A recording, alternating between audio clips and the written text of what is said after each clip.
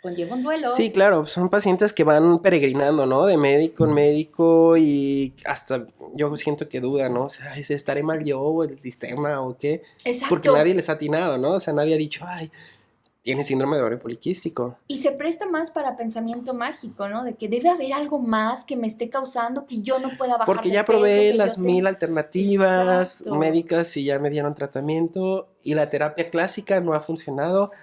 Vamos a optar por el tratamiento Exacto. mágico. Y pobre chicas, la verdad es que se entiende. ¿Por qué? Porque es un tema que apenas también está empezando con un auge de estudio impresionante. O sea, Hola, ¿qué tal? Bienvenidos a mi programa. Yo soy el doctor Jesús Macías, soy cirujano general y soy coloproctólogo.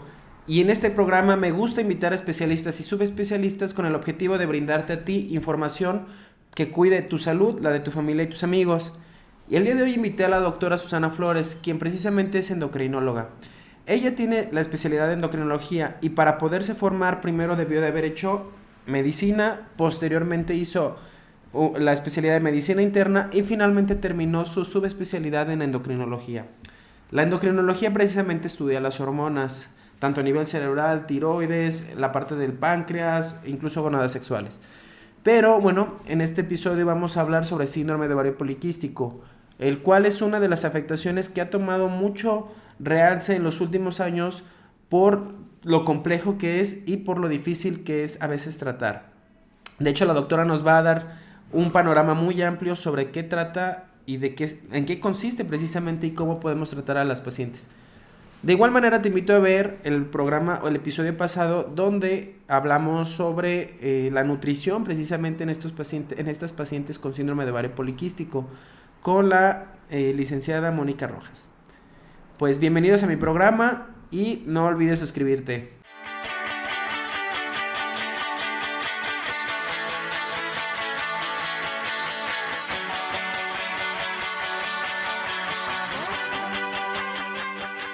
Pues bienvenida, Susi, es un placer tenerte aquí. Pues para mí realmente, en un video previo había hablado con Moni sobre todo de síndrome de ovario poliquístico y me quedaron muchas dudas. Y definitivamente tú que eres parte de su equipo, creo que era más que necesario traerte aquí para entrevistarte. perfecto. Como pues ya lo había comentado previamente, Susi es endocrinóloga y precisamente uno de los principales temas que aborda es el síndrome de ovario poliquístico. Y bueno, pues quiero que me empieces a platicar qué es el síndrome de ovario poliquístico y pues bienvenida. Muchas gracias, Chuy. Gracias por la invitación. Uf, tema escabroso, ¿no? Porque se presta a incluso situaciones de pensamiento mágico, milagroso, y realmente hay cosas que todavía no están muy esclarecidas con este tema. Sin embargo, es importante empezarlo a hablar ya que es bastante prevalente, existe mucho y muchas chicas se desconocen con él e incluso se presta también para estigmatizar cuerpos. O sea, vemos a alguien más grande, con un cuerpo más voluminoso y pensamos que ella tiene más probabilidades de tener el problema que a lo mejor una chica más delgada, ¿no? Entonces, la verdad es que todas tenemos riesgo. ¿Qué es esto del síndrome ovario poliquístico? El síndrome ovario poliquístico es una patología que se compone de tres cosas. La primera sería el hiperandrogenismo, es decir, la elevación de las hormonas sexuales masculinas. Y lo pongo entre comillas masculinas, ya que a final de cuentas son hormonas. Testosterona tienen hombres y mujeres. Obviamente, sí, trans. Obviamente hay niveles. Pero en chicas puede ser bioquímico, es decir, que se evidencie la elevación de estas hormonas en el laboratorio o clínicamente con el acné, hirsutismo, es decir, salida de vellito o exceso de vello, donde las chicas normalmente no tenemos tanto. Y puede ser también con alopecia androgenética, es decir, caída de cabello en estas zonas donde normalmente los chicos pueden perder más cabello que las chicas. Se puede asociar también, y cada vez se ha visto más, el exceso de seborrea, es decir, más grasita de lo normal, sea en la parte de la cabeza, en la zona de la carita, sobre todo zona T, se acepta como parte de. Y la segunda sería tener irregularidades menstruales por ciclos anovulatorios. Resulta que, de forma normal, nuestros ovarios mes con mes van reclutando folículos, los ponen como a competir y estos van creciendo. Y a la hora de que crecen, uno decide ¡pum!, ovular y sucede el resto del ciclo menstrual. Tiene cierta cantidad de folículos la mujer, ¿no? Desde que nace. Exacto. Y se van reclutando durante la vida. A la hora de que uno ovula, Ajá. sucede el resto del ciclo menstrual. Bueno, sucede que en estas chicas no ovulan y hay irregularidades menstruales. O sea, no ovulan, pero tienen quistes. Ese sería el tercer punto.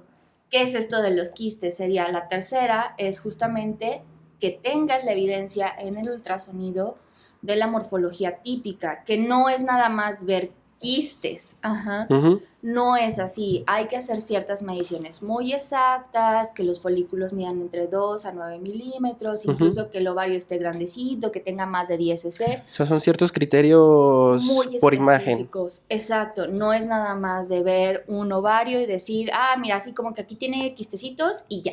Que de hecho, justo hay parte, o sea, tener quistes no es tener síndrome de ovario poliquístico, ¿o sí? O sea, si una mujer tiene quistes que no... Porque me ha pasado, pues, que... Ajá. Bueno, a todos nos ha pasado, ¿no? Que a la Claro. tía, que a la prima... Es que le hicieron un ultrasonido y tiene quistes en el Ajá. ovario. Ya, tiene síndrome de ovario poliquístico. No. O sea, para poder decir que tiene síndrome de ovario poliquístico, necesita cumplir 2 de estas 3 que te mencioné. O sea, técnicamente no tiene que tener todo. Ajá, exactamente. Por eso hay fenotipos, de hecho. Hay varios, digamos que criterios, se puede decir, o formas en las que podemos cumplir estos criterios. Ujú. Puede ser que tengas las irregularidades Ujú. y tengas la morfología en Ujú. el ultrasonido, pero no tengas todos los datos de hiperandrogenismo. Ajá. Ok. Cada mujer puede ser diferente. Sí, no, o sea, puedes no cumplir todos los criterios, pero para fines prácticos sí tener el síndrome de ovario poliquístico. Exactamente. Incluso hay que estar muy, muy al pendiente ahí de que no cualquier quiste es ovario poliquístico, ¿no? Ujú. Es una morfología muy propia, hay que medir muy bien y hay que especificarle a la paciente esto. La primera sería eso, ¿no? Que tuviéramos 2 de estos 3 criterios, Ujú. pero la siguiente es que el síndrome de ovario poliquístico es la patología endocrinológica más común en las mujeres de edad reproductiva. ¿Qué quiere decir esto? Que es una patología endocrina. Hay que ver en la parte de descarte de situaciones que me puedan estar dando situaciones con el acné o con la parte de las irregularidades, como cuestiones hormonales o cuestiones metabólicas. Siempre tenemos que descartar este tipo de situaciones antes de decirle a una paciente que tiene el diagnóstico. Ok. Pero ¿a qué te refieres con descartar enfermedades? Bueno, en el estudio de estos pacientes es muy importante tener en cuenta que al cumplir estos datos, ¿no? Sea de las irregularidades, el hiperandrogenismo, no es nada más, bueno, ya con esto cumples diagnóstico y nos vamos directo a, como muchas les pasa, a los anticonceptivos orales. Ujú. No es así del todo. Primero hay que hacer un abordaje completo, midiendo ciertas cuestiones en lo hormonal, que son lo más común. Ok. ¿Cuáles específicamente? La típica, problemas tiroideos, Ok. problemas con prolactina, Ajá. o incluso pueden ser situaciones o condiciones de tipo genético, en la que puede haber alteraciones enzimáticas de las glándulas suprarrenales, o sea, como su nombre lo indica, que estén arriba del riñón, en el cual existe exceso de producción de estas hormonas sexuales masculinas, como la hiperplasia suprarrenal congénita no clásica. Sí, ya se suena bien raro. Súper raro. Suena bien raro, Es pero que- es importante saber que tenemos que abordar estas cosas en las pacientes y no nada más decir, pues tengo ovario poliquístico y ya. Sí, fíjate que, o sea, creo que es un tema que ha tomado mucho realce en los últimos años, porque precisamente, o sea, incluso como medicina se aborda muy poco tiempo para estudiar este tema, ¿no? Es correcto. Y también no hay quien realmente trate este problema, porque de aquí va mi siguiente pregunta, o sea, ¿qué especialista es el que debe de tratar el síndrome de ovario poliquístico? O sea, alguien que sospecha de todos los síntomas que ya más o menos mencionaste. ¿A quién deben acudir las pacientes con una sospecha de síndrome de ovario poliquístico? Qué buena pregunta, porque no se trata de ser una pelea entre ¿es del gine o es del endocrino? No. Aquí la situación es que sí es una patología endocrinológica, pero que compromete muchas áreas de la salud femenina. Puede ser dermatológica y el endocrino a lo mejor no te va a dar el tratamiento para el acné. O sea, sí es necesario tener pues, a una dermatóloga o dermatólogo. En la parte de ginecología no está peleado, al contrario. Todas las mujeres necesitamos tener nuestra revisión ginecológica. Hay situaciones que el endocrino tal vez no va a llevar, como si hay por ahí algún quiste. Sí, por ejemplo, la parte del ultrasonido, ¿no? O sea, exacto. O la parte de los quistes físicamente. Exacto, que incluso pudiera tener por ahí un componente de ser quirúrgico o, bueno, es necesario. La hiperplasia endometrial o el crecimiento inadecuado del endometrio, la capita de sangre que está en el útero y que se menstrua, en algunas chicas por esta anovulación puede estar creciendo y generarnos problemas. Y sí, el gine tiene que estar al pendiente de esto. Igual que puede ser que en la parte de salud mental, incluso hay chicas que verdaderamente sufren este padecimiento, o sea, les genera depresión, les genera incluso trastornos de la conducta alimentaria y es importante tenerlo en cuenta porque en el equipo de tratamiento de estas chicas puede ir tanto psiquiatra como psicólogo para el apoyo, ¿no? Pero la raíz de esto, es importante decirlo, sí va del lado de la endocrinología. El endocrino es el especialista en hormonas y metabolismo. Ajá. Sí, porque justo te iba a decir, bueno, te pasa como a mí, ¿no? O sea, ay, no conozco de su especialidad, ¿no? ¿Qué es coloprocto? Bueno, ¿qué es endocrino? O sea, ¿qué estudia el endocrino? Qué buena pregunta. Uf. Porque a mí me pasa, ¿eh? O sea, me dicen, ay, no sabía, es más, mucha gente me sigue y ni siquiera sabía que existía coloproctología. De hecho, hay médicos que no saben que existe. Igual acá. Entonces, no saben ni siquiera que existe. Entonces, sí, ¿qué estudia el endocrino? Qué buena ¿Y qué parte pregunta. entonces, cuál es el rol? ¿Y por qué es importante su rol en esta enfermedad? Qué buena pregunta. El endocrinólogo es el especialista, como ya lo dije, en hormonas y metabolismo. Para ser endocrinólogo en México, y este es un tema un poco escabroso. Está difícil, ¿no? O imposible prácticamente. Pero es importante que la gente sepa, para claro. que sepa cómo elegir a sus especialistas. Claro. En México, para que alguien se nombre especialista, tiene que constar de una cédula profesional que lo avale como especialista. Bueno, en México, para ser endocrinólogo, mínimo debemos cursar 2 años de medicina interna, si no es que terminarla. Y tú sabes que para ser especialista, bueno, ya tuvimos que haber pasado por el famosísimo ENARM. Pues sí, la verdad es que por eso nace este canal, porque digo, es muy difícil acceder a un endocrino. Hay estados que casi poquitos. Casi estoy seguro que hay lugares donde no hay ni siquiera. Además de que ni los conoce. Es así. Ni hay.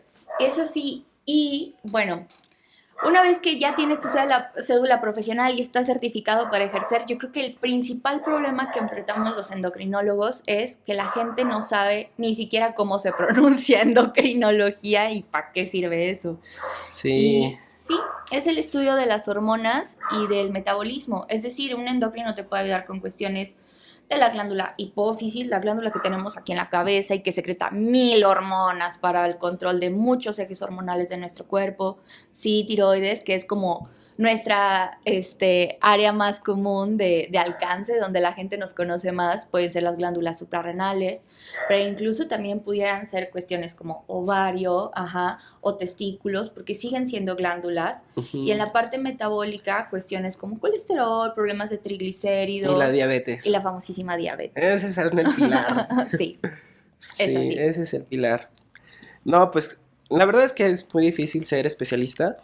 Y endocrino definitivamente más. Además de que no toda la gente está interesado en ser endocrino. Entonces, y además de que hay pocas plazas para poder formarse. Sí, la verdad es que sí es un reto porque somos muy poquitos y las patologías, sobre todo metabólicas, que incluso en específico, el ovario poliquístico, realmente tiene un trasfondo metabólico muy importante con la resistencia a la insulina. Entonces, creo yo que sí somos muy necesarios y sí deberíamos ser tal vez más, pero nuestra labor más importante creo que es hablarle a la gente de que existimos y de por qué es importante consultar a un endocrino. Consultar a un endocrino y no a todos estos influencers, Sí. pseudo-influencers, ¿no? Que comparten información que es incluso hasta falsa o, Sí. o negativa. Sí, porque bueno, pudiera ser que haya por ahí algún apasionado de este tipo de temas y está bien y es correcto, pero realmente una cédula profesional te da la tranquilidad de que esa persona estudió y no estás dejando tu salud en manos de alguien que es un amateur. Ujú. Claro, un aficionado. Exacto. Así es. ¿Y qué tan frecuente es el síndrome de ovario poliquístico? O sea, en México, ¿hay estadísticas? Como tal, estadísticas en México no, pero se sabe que aproximadamente la estadística es de 10 a 20% de la población en edad reproductiva. Entonces, incluso se llega a pensar que sería una de cada 10 mujeres en edad reproductiva las que pudiéramos estar presentando este problema. Es bastante común. Estas estimaciones son según quién, o sea, ¿sí están los estudios como tal o son estudios viejos o va o cada vez es más frecuente? Cada vez es más frecuente, o sea, los últimos criterios de Rotterdam del 2003 hacen justamente que tengamos estas estadísticas. Obviamente, si cambias los criterios puedes tener mayor o menor prevalencia de esta enfermedad. Uh-huh. Ajá.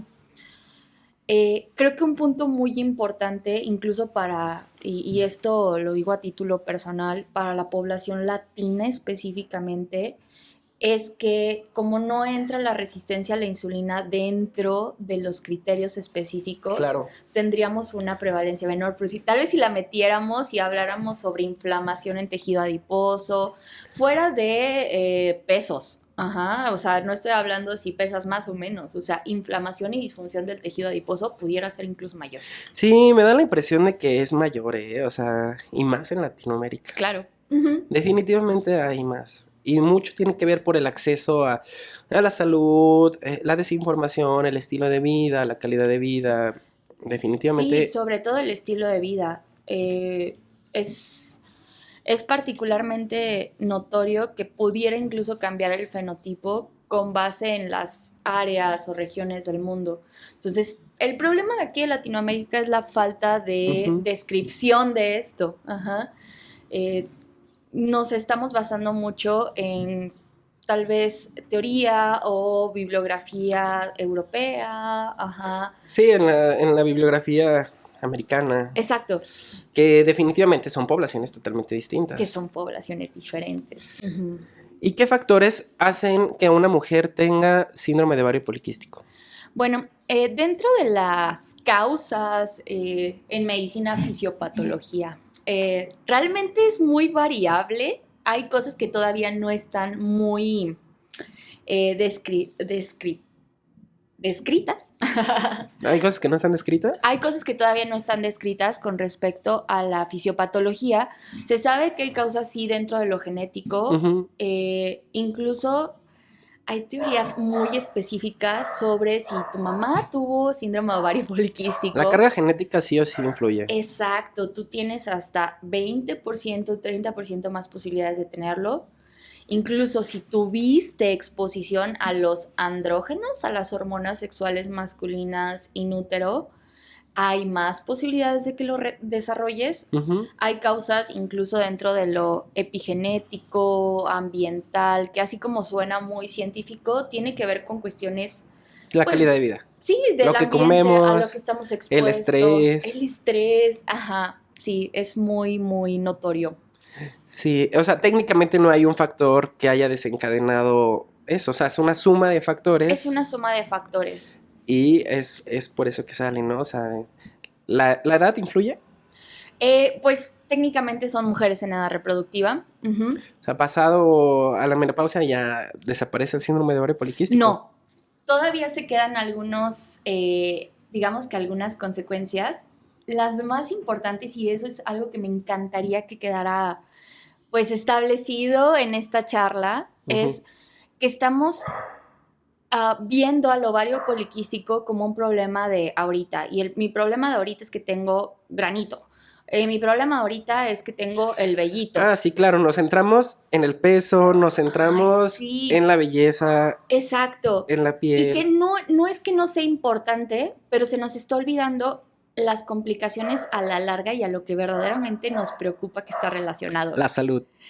Situaciones como diabetes y situaciones como riesgo cardiovascular, es decir, ¿qué tanto me puedo infartar? O sea, está bien establecido que las chicas con ovario poliquístico tienen más riesgo de estas implicaciones, tanto diabetes como infartos, enfermedad cardiovascular, tienen más riesgo de aumentar sus lípidos, su colesterol, sus triglicéridos, tener hipertensión.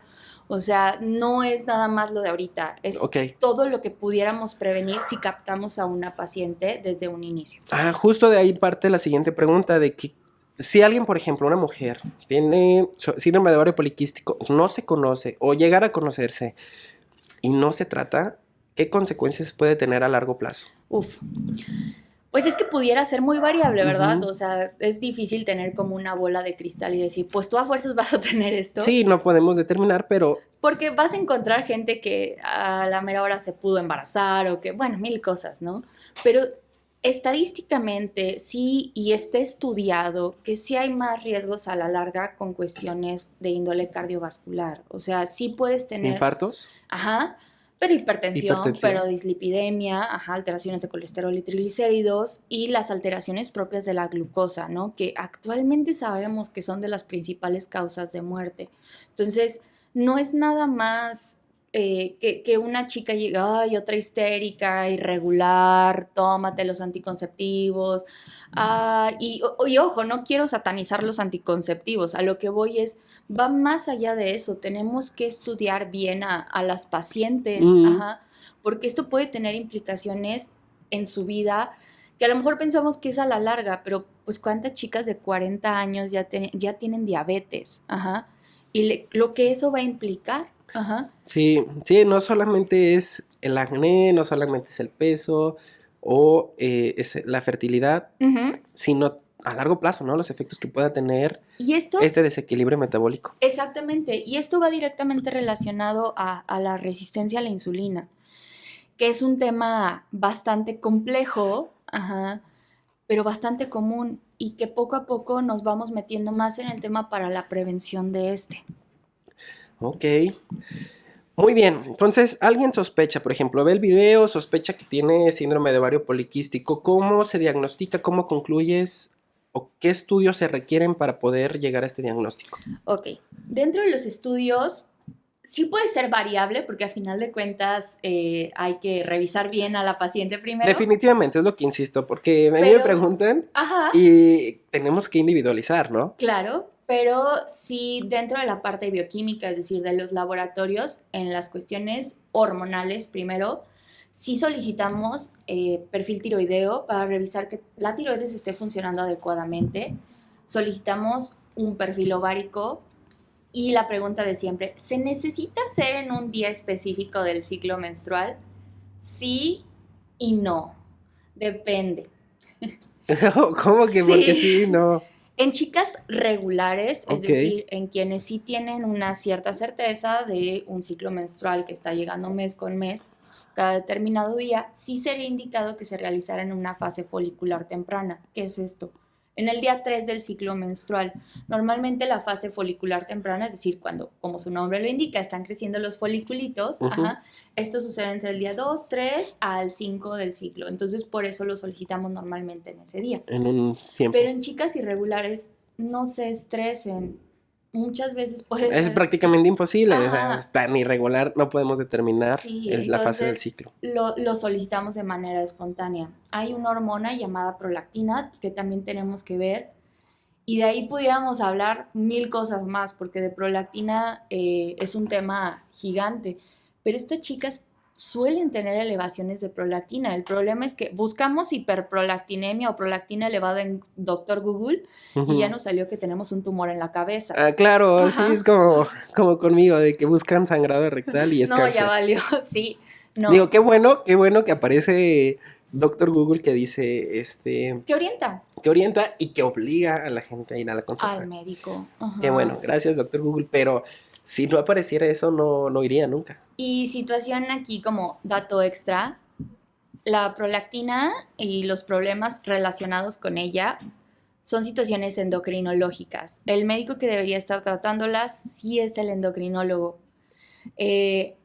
ahora sí que a manera de comentario, me pasa mucho con los pacientes específicamente que llegan justamente por problemas de prolactina, chicas que han tenido esta situación del ovario poliquístico y demás, y que traen prolactinas de que 35, 40, ajá, 29, o sea, apenas tal vez se salen, pero llegan porque ya recibieron tratamiento por otros médicos con agonistas dopaminérgicos, estos tratamientos que normalmente se dan para hiperprolactinemia, pero ojo, Sin hiperprolactinemia, estudiar la causa. exacto, tumorales, y no es así, normalmente y tranquilas, o sea, se esperaría que en los casos que sea una hiperprolactinemia tumoral, es decir, que tengas un tumor, no necesariamente cáncer, productor de esta hormona, tuvieras más de 100 de prolactina. Estas chicas con SOP muchas veces pueden llegar a tener entre 30, ajá, y habla de otras cosas. Se tiene que abordar la causa de una manera distinta y no nada más dar la cabergolina de entrada. No, no funciona así.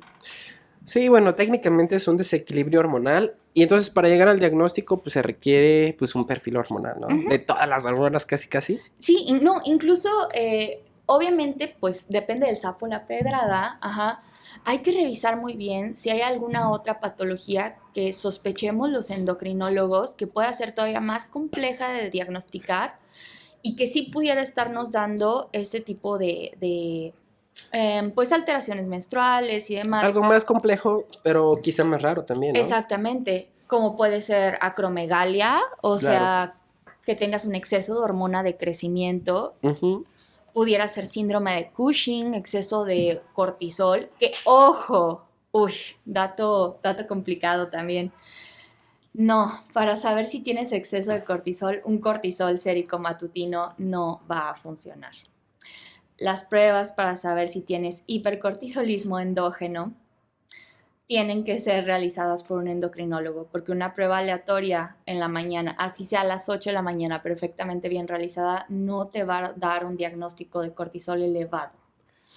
Y también lo que habíamos comentado de la hiperplasia suprarrenal congénita no clásica. Sí, claro. O sea, Son situaciones en las que simplemente la glándula suprarrenal va a tener un exceso de andrógenos y sí, que es importante que las pacientes tengan un diagnóstico. ¿Por qué? Porque tener un diagnóstico no nada más conlleva la información para un tratamiento, también conlleva un proceso en el cual, pues, en la parte psicoafectiva tienen que afrontarse ante una realidad y conlleva un sí, duelo. claro. Son pacientes que van peregrinando, ¿no? De médico en médico y hasta yo siento que dudan, ¿no? O sea, ay, ¿estaré mal yo o el sistema o qué? Porque Exacto. nadie les ha atinado, ¿no? O sea, nadie ha dicho, ay, tiene síndrome de ovario poliquístico. Y se presta más para pensamiento mágico, ¿no? De que debe haber algo más que me esté causando que yo no pueda bajar Porque de ya peso, probé que yo las 1000 tenga... alternativas Exacto. médicas y ya me dieron tratamiento y la terapia clásica no ha funcionado.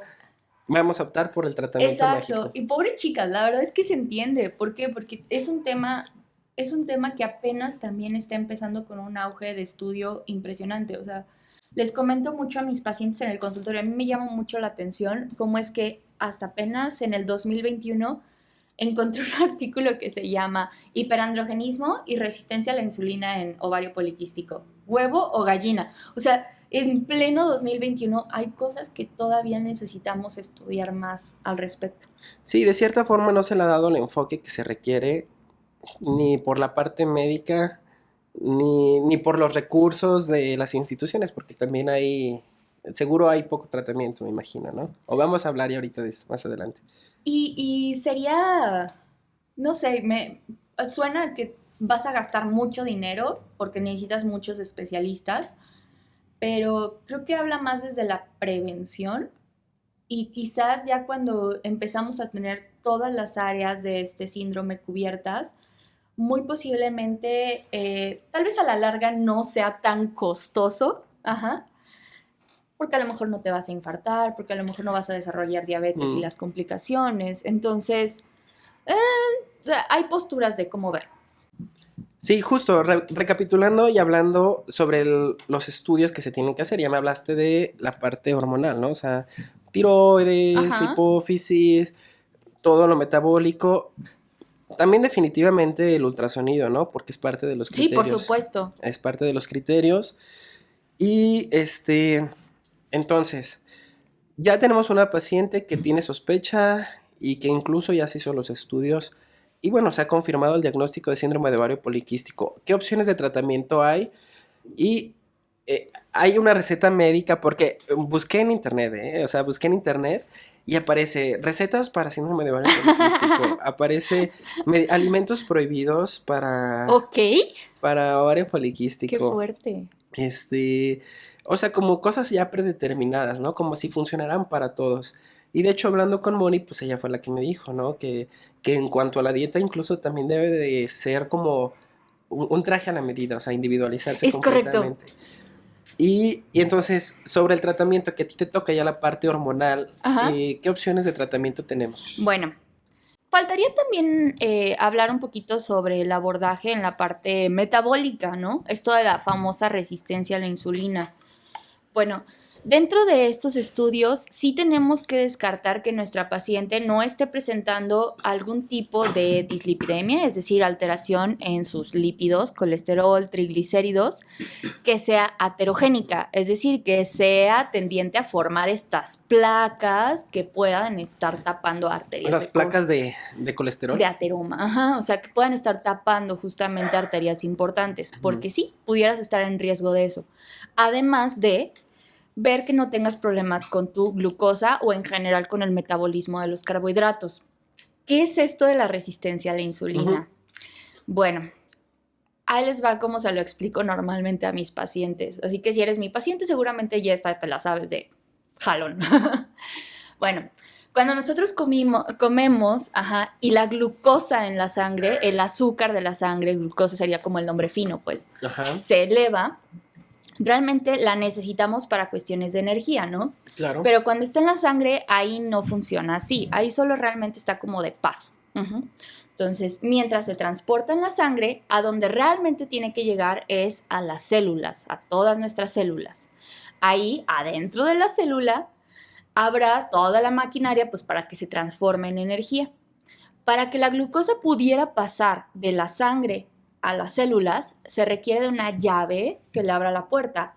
La llave es la insulina. Es una hormona que produce nuestro páncreas, un órgano que tenemos en el abdomen, hasta atrás. Él detecta. Tú comes, se eleva glucosa y él suelta la insulina. Suelta la insulina, claro.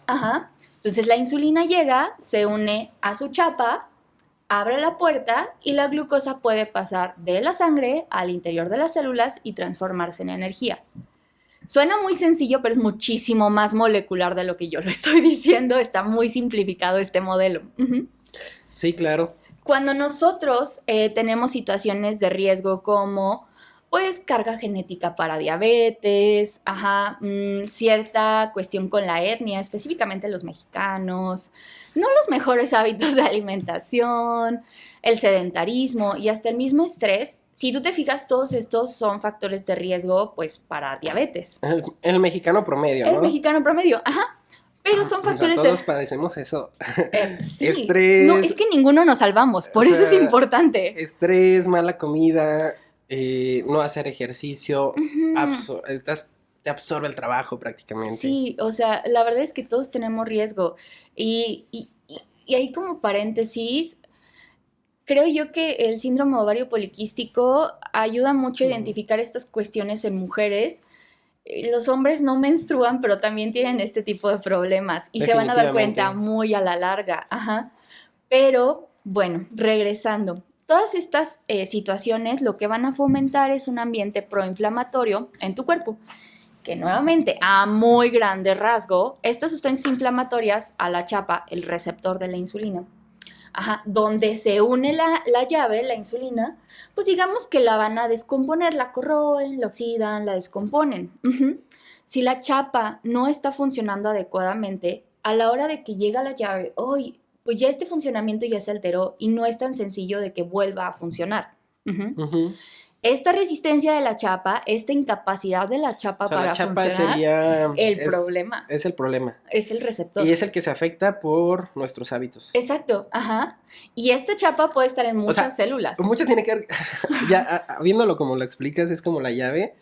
Y pues de tanto que la estás forzando, ¿no? Ajá. Se lastima esta chapa Es correcto. y esta entrada, pues ya, así Sí. que... Si la chapa está descompuesta, Ya aprendí de endocrina. si la chapa está descompuesta, pues a la hora de que llega la llave y no la puede abrir, esta resistencia de la chapa a la llave es la resistencia a la insulina. Resulta que el problema de esto está en que, aunque no sea su culpa, el páncreas va a tratar de compensarlo. ¿Cómo? Pues si esta llave no pudo abrir, Más llaves. la siguiente será, y se da llave tras llave tras llave. ¿Qué va a pasar con ese exceso de llaves, esta hiperinsulinemia, exceso de insulina en la sangre? Bueno, la insulina es una hormona, así que vamos a tener acciones en todo nuestro cuerpo por esta hormona. Sí o sí. Podemos empezar a ver ciertas características incluso en la piel. Funciona a través de ciertos componentes como factores de crecimiento y entonces empezamos a ver la famosísima acanthosis nigricans. Una piel negra aquí, ¿no?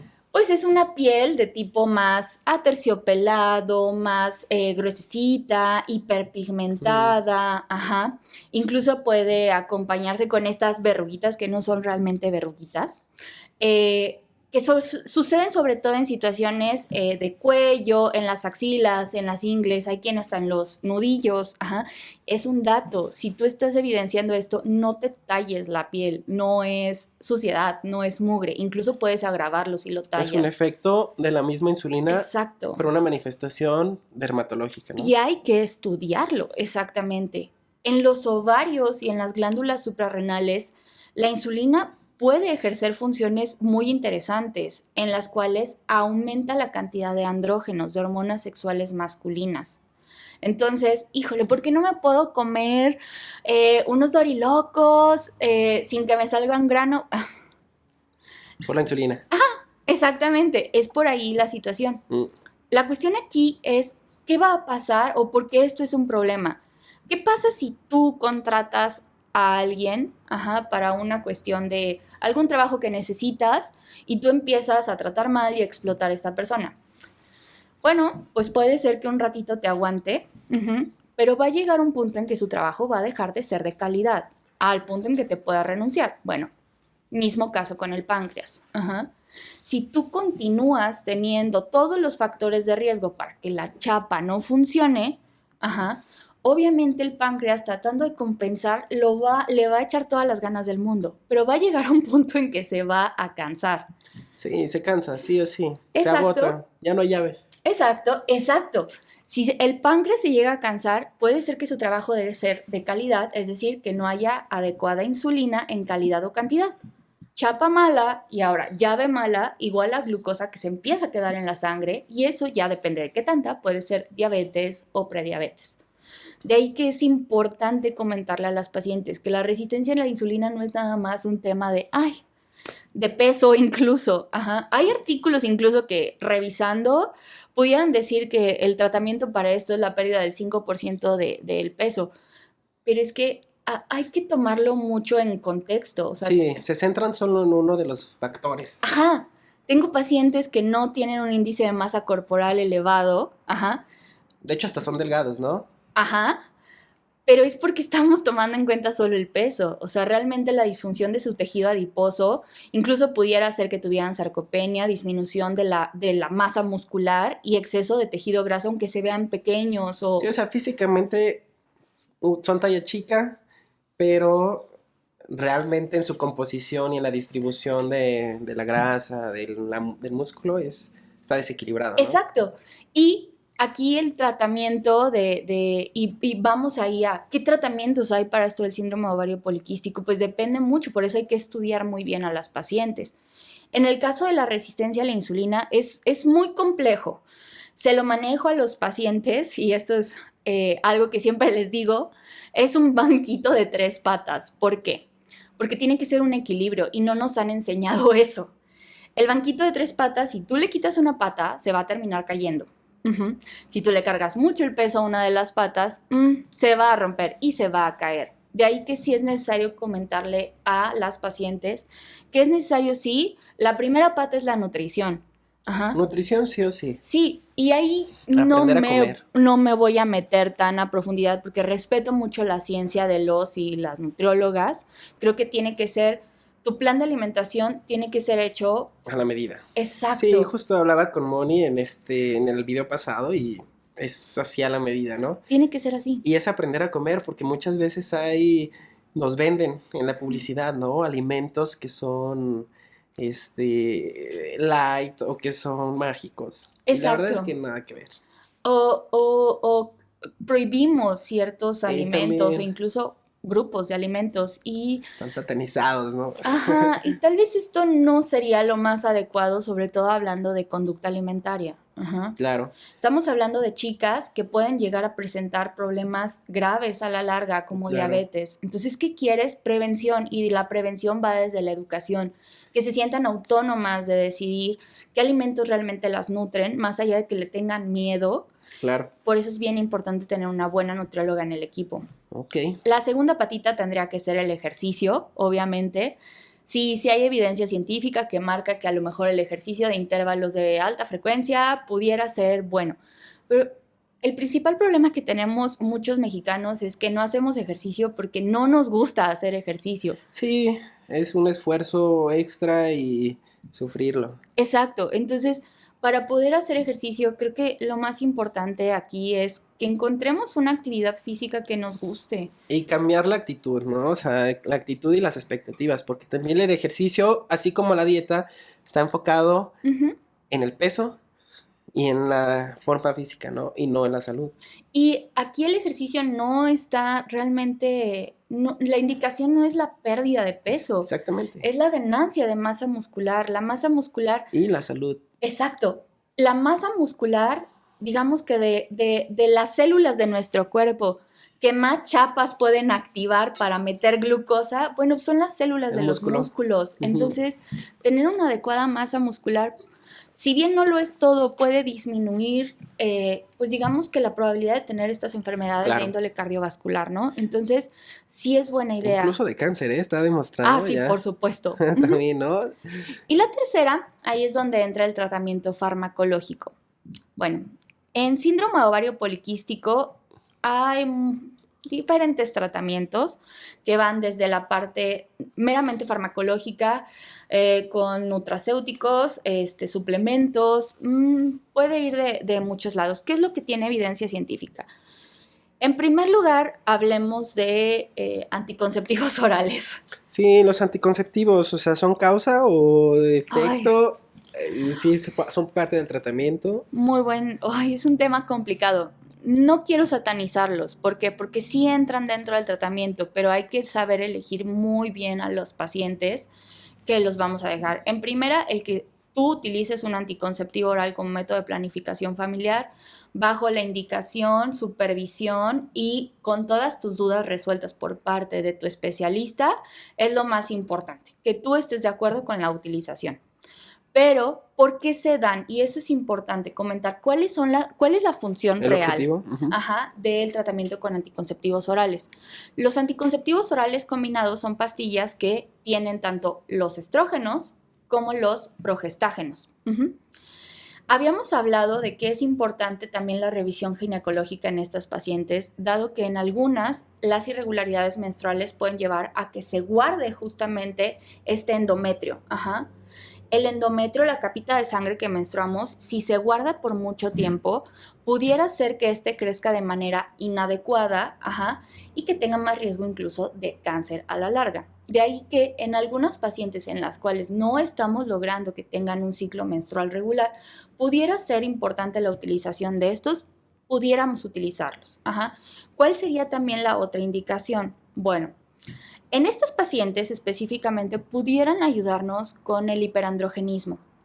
Resulta que los estrógenos que traen estos anticonceptivos lo que hacen también es aumentar la proteína que transporta las hormonas sexuales masculinas en la sangre. Así como si trajeran un salvavidas, bueno, pues aumenta este salvavidas. Ujú. Y entonces la cantidad de testosterona libre, es decir, que puede actuar y generar efectos, Se sube al salvavidas.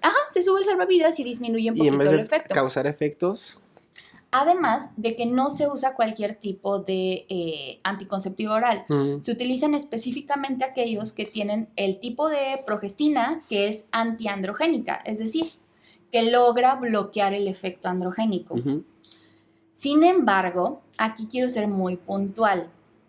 El uso de anticonceptivos orales no es como tal un tratamiento que vaya sobre la causa. Ujú. Sí, ok, no ataca la causa directa. Exactamente, o sea, es... Si no se acabaría el mundo con los anticonceptivos, se acabaría el síndrome de ovario poliquístico. Es correcto, definitivamente, sí o y sí. hay ciertos tiempos de utilización Mm. y siempre hay que hacerlo de la mano de un profesional. Ujú. Sí, porque definitivamente este video no es una receta médica, no es orientativa. Exactamente, para que tengamos cuidado. Sí. Hay otros medicamentos que también se pueden usar, sobre todo en los casos en los que el hiperandrogenismo, el exceso de estas hormonas sexuales masculinas, está produciendo muchos efectos de chicas que tienen de plano muchísimo acné, incluso mucha Mucho salida vello. de vellito, que son antiandrógenos, Ujú. específicamente como la famosa espironolactona. Sí, este es un diurético, pero que dentro de sus funciones está el bloqueo justamente de los andrógenos. Por eso se puede utilizar en algunos casos, pero no es para todos. O sea que los anticonceptivos se pueden usar, pero bien seleccionados, ¿no? Exactamente, no es la panacea, no es para todas y hay que entender que es un tratamiento, se pudiera decir, hasta cierto punto sintomático. Ajá. Mm. Sí tendríamos que saber cuál es la causa de la disfunción ovárica de esta paciente, que en muchos casos es muy difícil, pero en muchos otros, sobre todo en chicas que tienen un índice de masa corporal aumentado, 80% de los casos van a tener resistencia a la insulina. Y si tienes un índice de masa corporal normal, no te des por ya librado de esta situación. O sea, de 60 a 75% de las chicas con índice de masa corporal normal y ovario poliquístico tienen resistencia a la insulina. No, pues. En la resistencia a la insulina, típico, es que nada más me dieron metformina. Cuando hablo con las pacientes de esto, les enseño los mecanismos moleculares por los cuales actúa la metformina y se quedan así.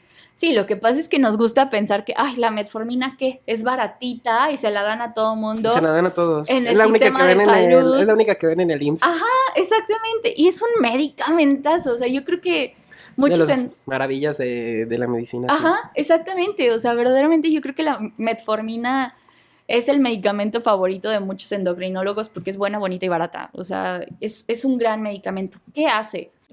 ¿Cuál sería el mecanismo de acción de la metformina? Es bien complejo, Chuy, hablar del mecanismo de acción de la metformina. La metformina, esa que dan en el IMSS y que es la pastillita blanca. Ajá, grandota. Pero es un gran medicamento. Es muy complejo hablar de su mecanismo de Pero sí acción. juega un papel. Es primordial, yo creo. La metformina, hay cosas que todavía no se saben de su mecanismo de acción porque son muy, muy complejas en lo molecular. Sin embargo, a muy, muy grandes rasgos, y quiero resaltar muy grandes rasgos, lo que hacen es mejorar el funcionamiento de la chapa. O sea, si la chapa estaba La descompuesta, resistencia. vuelven a hacer que mejore el funcionamiento, digamos, del receptor de la insulina. Claro. A formas muy, muy complejas, ¿no? Pero más o menos va por ahí. Entonces, ¿por qué la metformina? ¿Por qué si la metformina es un medicamento que usamos en diabetes y prediabetes? Bueno, la metformina en sí, la inhibición que tiene en la formación del hígado para la glucosa, el hígado, tu hígado, es capaz de producir en situaciones de estrés, de inanición, En ayuno. en ayuno, es capaz de producir glucosa. Cuando tenemos resistencia a la insulina, bueno, pues el hígado no entiende en qué situación está y produce glucosa también de más. Entonces la metformina también ayuda en esos puntos. Pero, ya se me fue porque estaba diciendo eso. Me quedé así porque estaba No, o sea que la metformina juega un papel entonces importante en el tratamiento del ovario poliquístico porque combate la resistencia a la insulina. Sí, combate la resistencia a la insulina. Pero específicamente, ¿por qué te quería decir esto? De que es un medicamento que Quedamos en diabetes, sí. Es un medicamento que damos en diabetes y prediabetes, ¿no? Porque disminuye la producción hepática de glucosa. Pero, más allá de que disminuya la producción hepática de glucosa, la capacidad que tiene la metformina de producirte una hipoglucemia, una baja de azúcar en sangre, sí, no.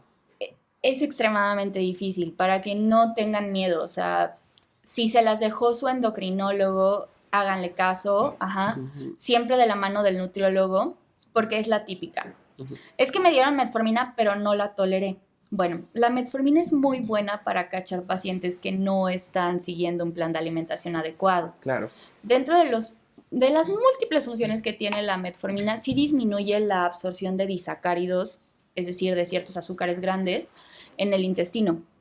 Entonces, si tú continúas con una dieta inadecuada, pues obviamente la metformina, todo lo que entra, si no se absorbe, tiene que salir. Entonces te puede dar diarrea, puedes tener distensión, pero puede mejorar esto específicamente iniciando tal vez con dosis pequeñas, ajá, de forma progresiva.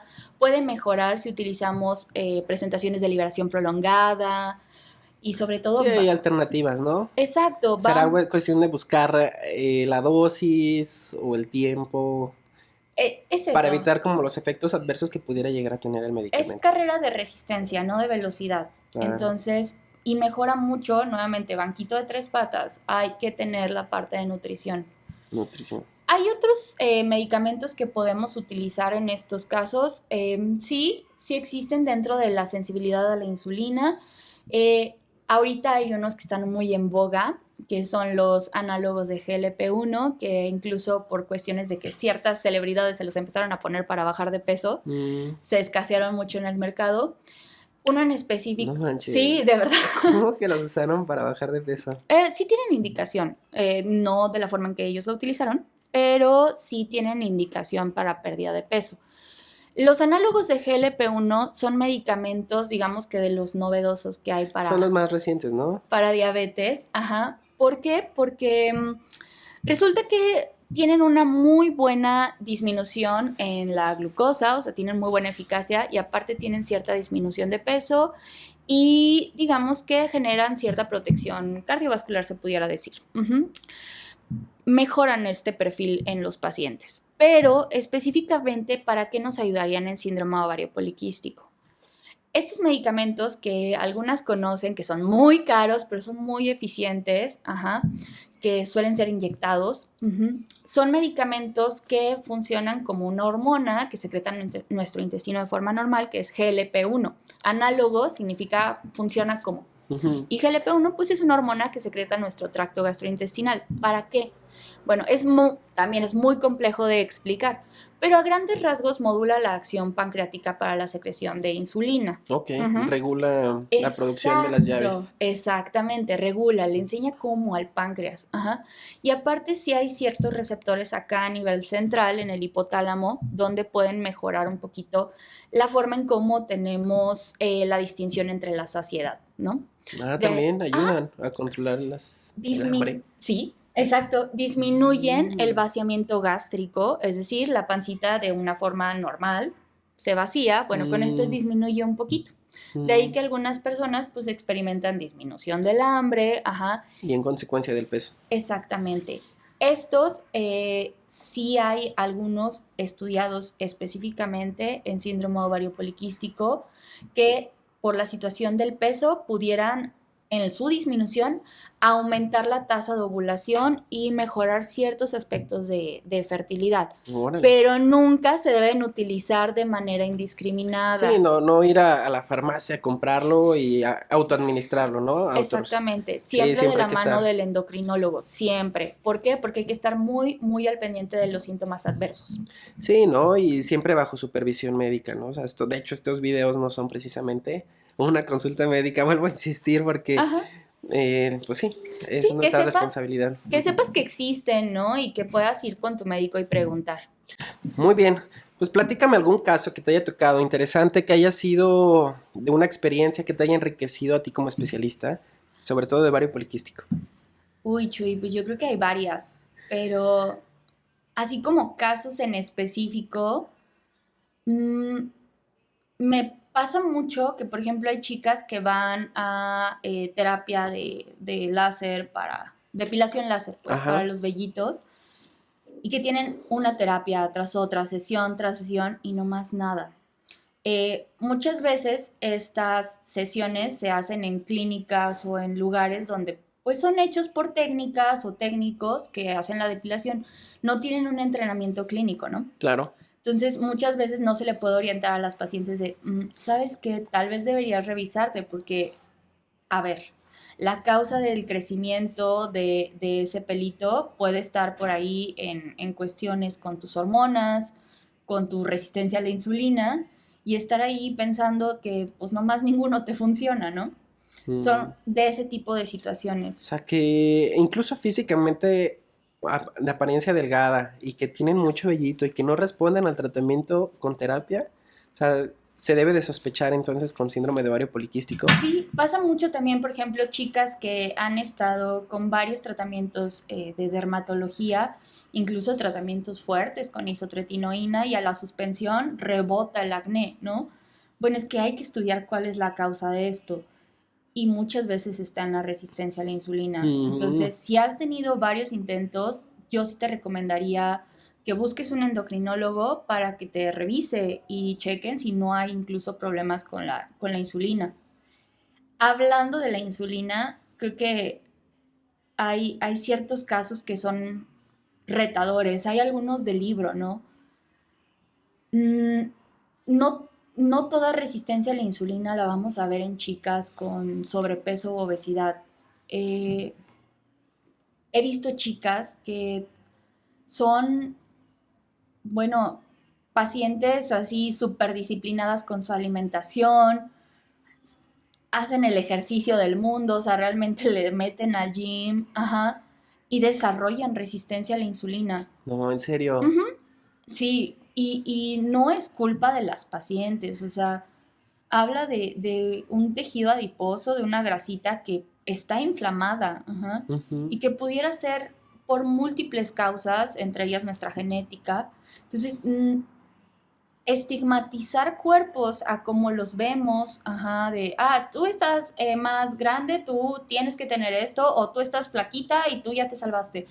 No existe como tal, todas tenemos riesgo. Entonces, no está bien estigmatizar hacia un peso. La terapia no es la pérdida de peso, no se va a curar un síndrome ovario poliquístico, es un tratamiento que va a ir a la larga, ajá.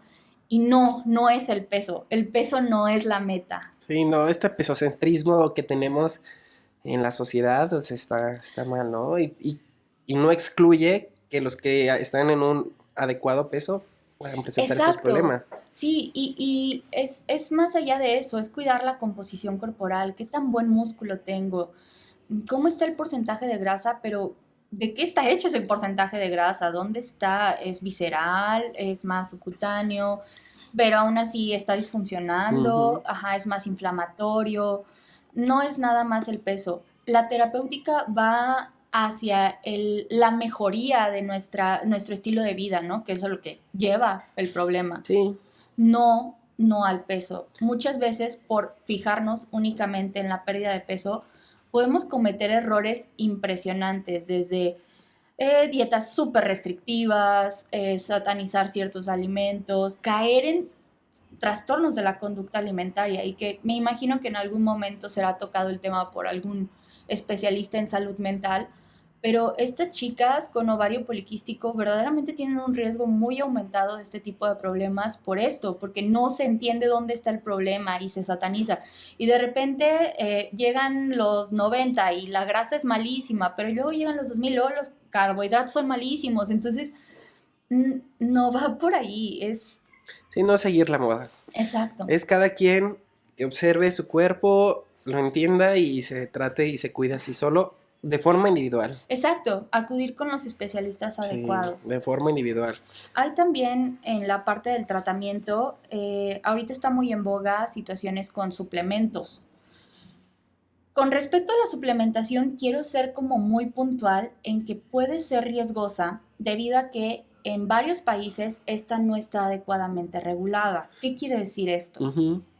Que desafortunadamente, cuando compramos algún suplemento, no es lo mismo que vayamos a la farmacia y compremos un medicamento.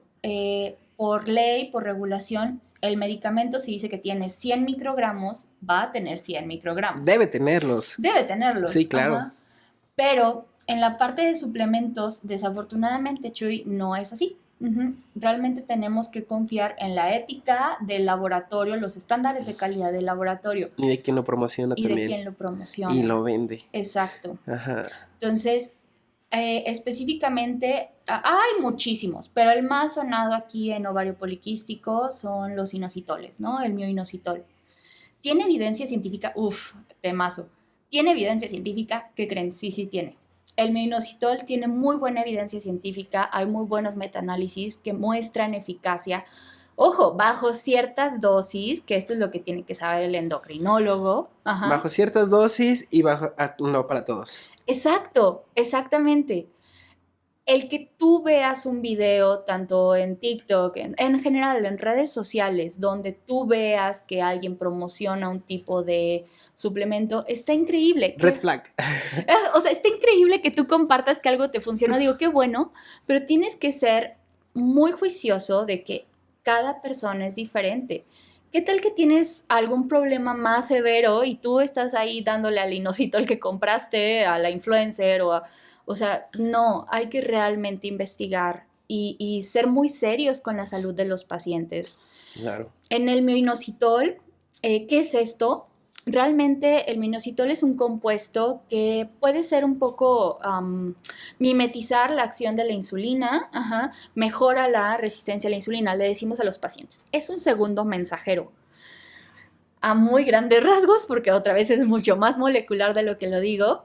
Si la glucosa ya pasó al interior de la célula, pues el mioinositol, el inositol funciona como si fuera, pues digamos que un anfitrión que le dice, ay, por aquí, señora glucosa, y le dice hacia dónde ir, y ayuda a que la glucosa pueda transformarse en energía.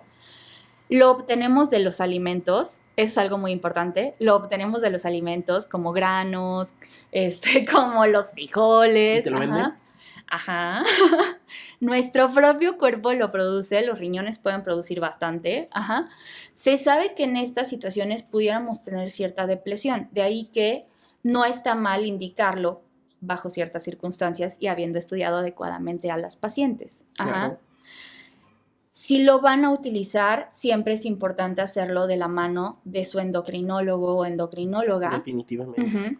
Ya que ahorita está muy en boga, y esto es así como tema también escabroso, está muy en boga porque uno de los que más tienen indicación son aquellos que tienen mioinositol con tequiroinositol en un ratio de 40:1. Sí, fíjate que este es digamos que el ratio y la formulación que se ha estudiado que pudiera tener más beneficios en estas pacientes, pero también el mioinositol solo. ¿Cuál es la situación? Y, esto es tal vez suena muy complejo, pero sí quiero comentárselos. En el cuerpo, todos los tejidos en mayor o menor medida o de diferente forma pueden tener resistencia a la insulina. Pero hay algo llamado paradoja ovárica. ¿Qué es esto? Resulta que los ovarios no hacen resistencia a la insulina. Y en el ovario, el mioinositol se convierte a dequiroinositol muchas veces gracias a la insulina. Entonces, cuando tú lo consumes, es posible que alteres, digamos que el ratio que pudieras tener en el ovario. ¿Cuáles serían las consecuencias de alterar la cantidad de dequiroinositol en las personas? Bueno, resulta que el dequiroinositol es un inhibidor de aromatasa. ¿Qué? Ahí te va. La aromatasa es una enzima. Yo también estoy explotando. Ya sé, suena muy difícil. Sí, es muy complejo esto de endocrino. Es bien difícil, pero sí es importante que lo diga. La aromatasa es una enzima, digamos que algo que le ayuda. La que convierte la... Exacto, a convertir andrógenos a estrógenos, a hormonas sexuales femeninas. Y que se ubica en la grasita. En grasa, en ovario, en varios tejidos. Resulta que el dequiroinositol puede hacer que esta enzima se pare. Y entonces que tengas más andrógenos. ¿Y qué no queríamos más? Andrógenos. Sí, se queda estancada en la vía. Y se detiene el que la transforma, ¿no? Exacto. La aromatasa. Ok. Exacto. Entonces, ojo, no estoy diciendo que sea malo utilizarlo, solo estoy diciendo que tiene que ser llevado por un profesional porque no sabes realmente qué te estás tomando y en las dosis. Sí, claro. No, y la perspectiva clínica que observas con el tratamiento. O sea, necesitas a alguien que observe las cosas y las sepa Exacto. interpretar. Otra cosa que está súper de moda ahorita son los famosos probióticos. Está increíble. Sí, la disbiosis en tu intestino puede Sí hacer está de cosas moda, horribles, sí, si claro. quieres, y Sí, aumentar la también inflamación. en diverticular y todo eso. Me imagino. No, o sea, tú eres el experto ahí. Sí, Pero a final de cuentas, ¿de qué sirve que estés consumiendo adecuados probióticos para mejorar tu microbiota? Si tienes los dedos anaranjados de tanto cheto, no está bien. Ajá, o sea, realmente todo va de la mano de nuestra alimentación. Mejorar nuestra alimentación sí es algo bien importante. sí o sí. Ujú. Alimentación, ejercicio, complementar con fármacos, Exacto. pero no todos los fármacos. Y evitar las recomendaciones que justo hablaba con Moni de las red flags de Ajá. los influencers. Ajá. De cómo identificar un influencer que te está promocionando algo. Porque no solamente en TikTok, en YouTube, en todos lados, sino también te metes a Amazon y te ponen los suplementos alimenticios Exacto. así, tal De cual. venta libre. Venta libre. Ujú, No sabes ni quién lo hace, ni siquiera están, o sea, regulados, ujú.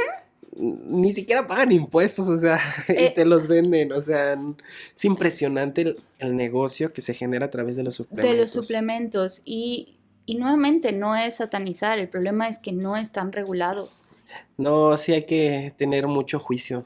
Sí, entonces sí tendríamos que está padrísimo que cada vez haya más chicas que hablen en redes sociales sobre su experiencia de vivir con este padecimiento. Mm, es buenísimo, pero siempre teniendo muy, muy abierto, o sea, que tenemos que ser muy críticos con la información que recibimos. Así como ahorita estamos diciendo todo el tiempo que esto no es una consulta y que jamás va a poder ser una consulta, es importante entender que hay muchas personas que pueden decir, es que a mí esto me funcionó, pero hay muchas cosas que no estás viendo detrás, como, bueno, tal vez cambió porque disminuyó su estrés, porque aprendió a manejarlo, porque empezó terapia, porque mil cosas. O sea, hay muchas situaciones alrededor de este tratamiento y que cada vez habemos más especialistas que nos apasiona este tema y que todos los días leemos sobre esto y que a veces nos desesperamos porque no todo está descrito, pero poco a poco hay más. Sí, no manches. Tenía mucho que no leía este tema ni hasta ahorita, pues, para esta presentación. Pero sí, es un tema súper interesante y bien complejo, súper complejo. Súper complejo. Y así como para el TikTok, así de que si tu médico, si tu especialista, el suplemento te quita alimentos, pero el suplemento que te está dejando te lo vende, gracioso de risa, o sea, no, gracioso de raro. Gracioso de raro. No. No, muy bien. Me dejaste, ya ahora prácticamente ha cambiado ya toda mi perspectiva del síndrome de ovario poliquístico. Yo creo que se le debe dar un enfoque, mm, pues mayor importancia, no solamente, y quizá creo que, no sé si de esto también lo aborden en el sistema de salud pública, que aborden el síndrome de ovario poliquístico, o solo tiene que ser en medio particular. No, no, también puede ser de manera pública, sin embargo, pues imagínate, es tan común que a lo mejor puede ser que entre tantas consultas se pierdan datos importantes, ¿no? Entonces, sí, idealmente pues todos tenemos derecho a la salud, pero pudiera ser que se pierdan datos muy importantes y que hay cosas muy finas en el estudio, como ya habíamos visto, o sea, situaciones de tumores, situaciones de prolactina, Sí, pero, descartar otras causas más ajá, complejas. que son de endocrinología, ¿no? Y a veces para llegar a estas especialidades, que de por sí decíamos somos pocos endocrinólogos, puede ser difícil en el sistema de salud. Ujú. Entonces, que tengan, sobre todo las personas que te ven, que tengan pues estas herramientas para saber buscar a su endocrinólogo y que tenga cédula profesional de endocrinólogo. Sí, no, pues que busquen y que también, ¿no? Que haya empatía con el endocrino, o sea, no todos van a poder venir contigo y no todos o incluso han acudido a endocrinos y no hay clic, no hay conexión. Entonces, pues seguir buscando, ¿no? Exacto, la relación médico-paciente es bien importante Ujú. en todo, o sea, que te sientas cómodo, que resuelvan tus dudas, que, Sí, o sea, pueden ir a algún endocrino y pues no hubo empatía, bueno, pues cambiar, pero no dejar este problema que avance y sin una solución. claro, Muy bien, pues muchas gracias, Susi. La verdad es que un excelente tema. Yo creo que van a salir muchas preguntas de aquí. Estoy segura que sí. Y pues vamos a dejar tus datos para que te sigan en las redes sociales y si quieren contactarse, pues también me dejas tus datos para poderlas agregar. Y si quieren o tienen alguna duda, algún comentario sobre el video, pues pueden hacerlo en los comentarios. Y pues será un placer. No sé si tú das consulta en línea. Sí, también obviamente siempre va a ser mejor presencial para poder explorar bien a un Ujú. paciente, pero pues la pandemia nos dejó estas vías en las cuales también podemos acercarnos y revisar algunas otras cosas, incluso en lo bioquímico con los laboratorios, y podemos utilizar también la Súper bien. telemedicina. Ujú. Súper bien. No, pues dejo tus datos y ya si alguien se quiere comunicar contigo, pues adelante. Claro Será, si es candidato, pues ya, le puedes dar consulta. Claro que sí. No, pues muchas gracias, Susi. Gracias. Y pues nos vemos hasta la próxima.